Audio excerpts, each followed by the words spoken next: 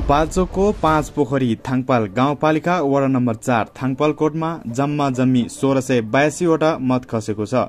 जसमध्ये 10 वटा मत भने बदर भएको छ र गाउँपालिका प्रमुखमा एमालेबाट टासी लामाले 724 मत र उपप्रमुखमा सुनिता अधिकारीले 679 मत प्राप्त गरेका छन् भने गठबन्धनबाट दोर्जे स्याङ्बोले 207 र उपप्रमुखमा गंगा चापागाईले 238 मत प्राप्त गरेका छन् र राप्रपाबाट प्रमुखमा उदय सापकोटाले 501 र उपप्रमुखमा कमला चापागाईले 447 मत प्राप्त गरेका छन् भने समाजवादीका अध्यक्षले 4 मत र उपाध्यक्षले 3 मत प्राप्त गरेका छन्। यसैगरी स्वतन्त्रबाट अध्यक्षमा माया गुरुङले 55 मत र उपाध्यक्षमा 59 मत प्राप्त भएको छ र स्वतन्त्रबाट अध्यक्षमा ककमा 11 मत र कमलको फूलमा 1 मत प्राप्त भएको छ। यसैगरी 5 पोखरी थाङपाल गाउँपालिका वडा नम्बर 4 थाङपालकोटको वडा अध्यक्षमा एमालेले 628 मत, गठबन्धनले 161 मत र राप्रपाले 708 मत ल्याएको छन्।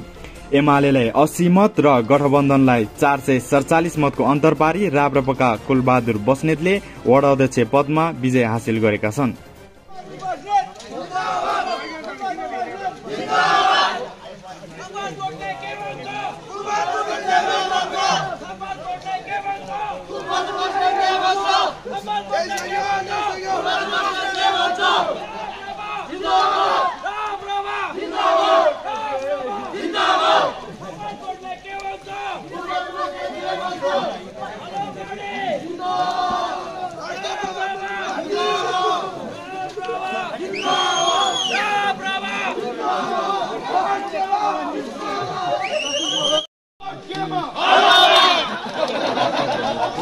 ठुलो